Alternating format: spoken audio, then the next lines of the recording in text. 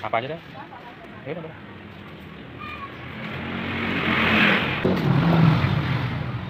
Terima kasih.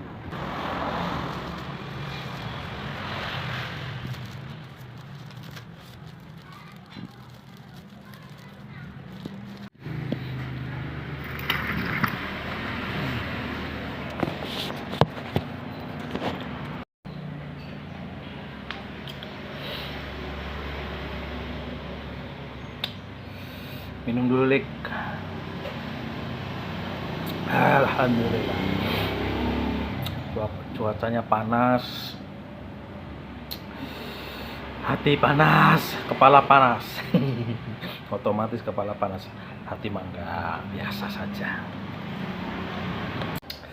Tuan rumahnya lagi di belakang, nggak tahu ngapain tuan rumah. Lagi masak roti kali. Saya minum dulu baru nyampe.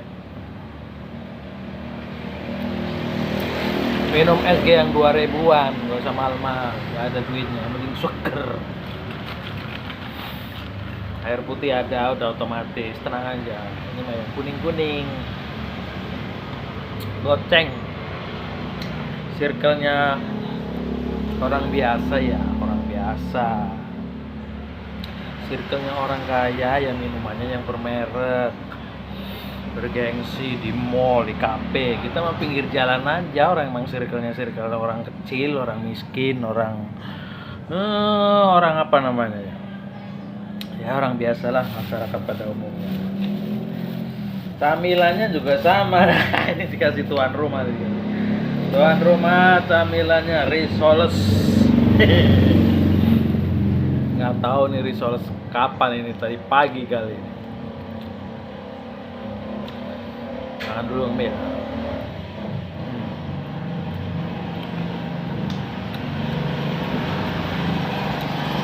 Nah, kalau enggak. Produk-produk usaha kecil, menengah, mikro sebenarnya nggak kalah enak sama yang modalnya gede di kota-kota, di mall, di apalah gitu, yang mewah tampilannya. Ya enak karena yang makan selevel. Kalau yang lain level mah nggak tahu. Enak lah satu level. Cuman bedanya ya tampilannya biasa begini. Nggak mewah, sesuai harga 1.501. Oh.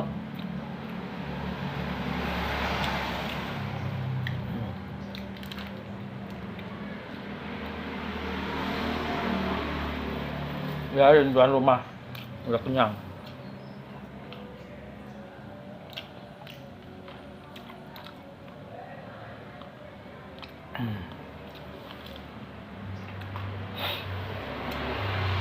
Gimana? Usahanya gimana? Lancar? Rezekinya lancar? Amin, itu yang diminta. Kalau belum lancar ya moga-moga tahun depan, besok pagi, minggu depan membaik. Rezekinya lancar, badannya sehat, tambah makmur, jibar-jibur. Sesuai slogan Gemah Ripah Loh Jinawi katanya. Mudah-mudahan makmur benar-benar. Ngomong-ngomong tahun baru ya, ini udah memasuki tahun baru Hijriah, baru kemarin tuh pergantian tahun Hijriah. 1446, 1447, 1 Muharram. Selamat tahun baru Hijriah. Semoga di tahun baru Hijriah ini kita hijrah ke yang lebih baik, ekonomi lebih baik, kesehatan lebih baik, taraf hidup lebih baik, pemikiran lebih baik, ibadah lebih baik, kerjanya juga lebih baik. Begitu. Itu tahun baru Hijriah, hijrah. Muharram, 1 Muharram. Kalau orang Jawa membilangnya Suro. Nah, kalau ngomong-ngomong tradisi kita kan macam-macam, banyak. Kalau di Jawa tuh ada Suran. Kalau ganti tahun baru tuh ada namanya Suran. jangan sura, nyayur sura, bumbu sura. Sebenarnya kalau di rasa-rasa sih hampir sama dengan rica-rica.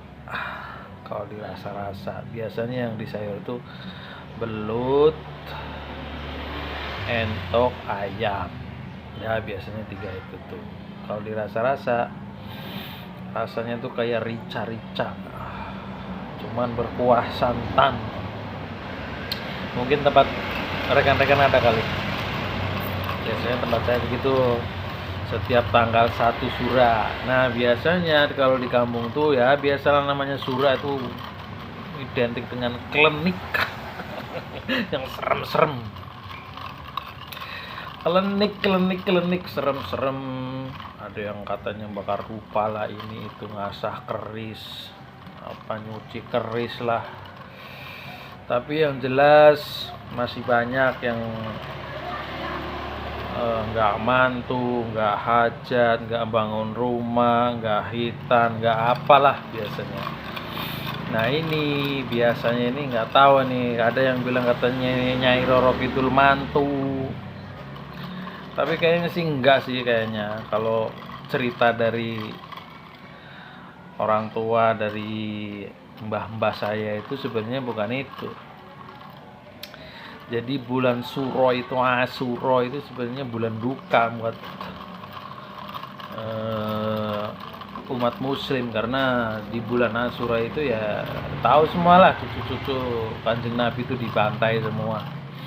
Nah dari situ ya, untuk memperingatinya orang muslim itu ya jangan poya-poya, jangan pesta, jangan mengadakan ini itu karena bulan duka. Kata Simbah, kata bapak saya itu begitu. Jadi kalau yang Nyai Roro Kidul mantu itu ya nggak tahu juga sih sebenarnya. Tapi kalau kepercayaan ya boleh-boleh aja kali.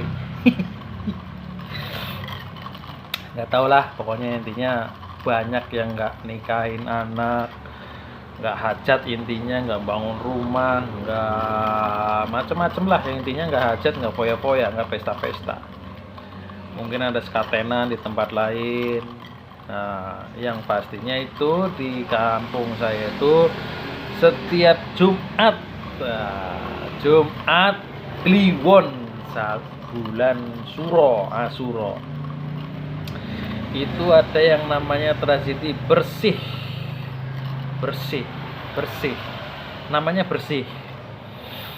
Nah setelah bersih, nah bersih itu isinya bersih makam.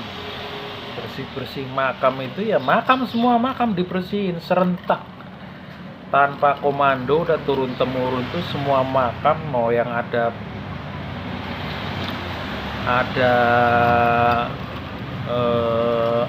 ahli warisnya masih ada maupun yang enggak, itu otomatis dibersihin, yang ada rumputnya dibersihin, terus rumputnya dibakar atau segala macam, pokoknya sisanya bersih. Nah itu makanya dinamakan bersih. Yang nggak tahu apa itu cuman karena penyaduran bahasa apa yang nggak ngerti. Nah biasanya setelah bersih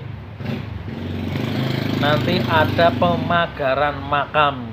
Nah, tepi-tepinya makam itu dipagar pakai bambu dianyam, dipatok, dipagar. Nah biasanya ada satu makam leluhur. Yang nggak tahu makam nggak tahu apa, mungkin kepercayaan orang sih makam, tapi yang jelas di situ bentuknya seperti makam, atau orang bilang itu punden atau ya punden atau pundri atau apa ya bahasanya itu. Orang yang diagungkan, orang yang jadi panutan, jadi dipundi, jadi tempatnya namanya punden. Biasanya tempatnya kayak kuburan, tapi nggak tahu itu apa emang ada kuburannya atau enggak. Cuman konon katanya orang-orang leluhur zaman dulu di tempat itu terakhir kalinya orang tersebut, atau mungkin wali katakanlah, terakhir terlihat, entah itu sepatunya, entah itu sendalnya, entah itu pecinya, entah itu bajunya, terlihat di situ. Nah setelah itu nggak pernah kelihatan lagi. Ya mungkin karena rindu. Nah di situ dikasih tanda. Biasanya kalau zaman dulu dikasih pohon beringin.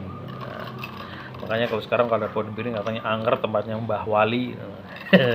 Nah itu cerita dari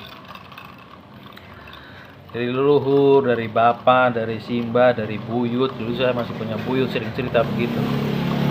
Kalau masalah keasliannya, otentiknya ya nggak tahu, belum ada penelitian. Ya ngapain neliti-neliti, orang kayak kita kan neliti-neliti ya. Intinya percaya aja sama orang tua, sama guru. Itu aja sih. Nah setelah itu dipager, dikerapyak, namanya dikerapyak. Baru setelah selesai bersih dipager, dikerapyak, baru selamatan tawasul di situ. Kirim doa segala macam, tahlil, ngaji kalau orang sekarang bilang mengaji. Tapi di situ anda saat napanya tumpeng, jadi tumpengan di situ. Ada yang isinya orek tempe, ada yang isinya teri, ada yang isinya daging. Kalau sekarang mungkin daging ayam udah biasalah, macam-macam banyak. Kalau dulu mau paling banter teri sama apa itu, kelapa muda. Kalau sekarang mungkin banyak, ada daging kebo dicacak-cacak mungkin gitulah. Ya, setelah tawasul selesai, makan tumpeng, nah baru doa selesai bubar. Itu tradisinya.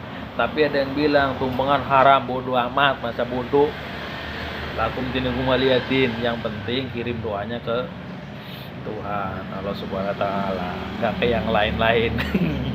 Itu aja, itu cerita dari leluhur, dari orang tua, dari mbah buyut. Bagi yang masih punya mbah buyut, nah gali keterangannya biar nggak salah paham gitu. Begitu Lek, jadi Muharram Suro itu begitu kalau dari cerita orang tua leluhur langsung. Jadi nggak cuma dari baca medsos begini, medsos begitu. Nah itu bagus. Sekarang mah digali yang bener mana, yang kalau yang nggak bener ya tinggalin. Kalau tumpengan mah nggak apa-apa, tumpengan selama doanya ya sang holik, kalau kata saya begitu. Nanti saya bahas itu nggak terlalu jauh, nggak ada ilmunya, orang gedabrus doang ini mah. Berbagi cerita gitu, tradisi ya pasti banyak lah tradisi, namanya Indonesia banyak suku bangsa, ras, agama, budaya. Udah diusir sama tuan rumah. Suruh pulang. Ya wes. Oke lah, kita ketemu lain kali. Udah diusir sama tuan rumah, katanya apa? Tuh, udah ngusir tuan rumah, kita pergi aja. Oke, ketemu lagi Lik. Assalamualaikum. Habisin dulu tapi masih panas cetar.